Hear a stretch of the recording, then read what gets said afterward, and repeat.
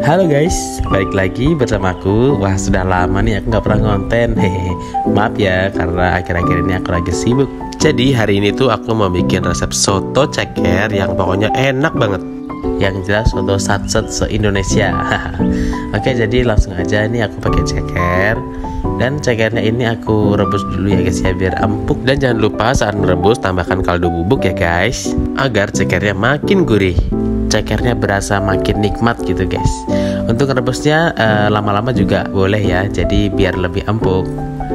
Oke, nah ini yang pas sudah mendidih ya guys. Untuk kaldunya nanti kita saring ya. Oke, jadi ini kita siapkan dulu bumbu-bumbu halusnya ya.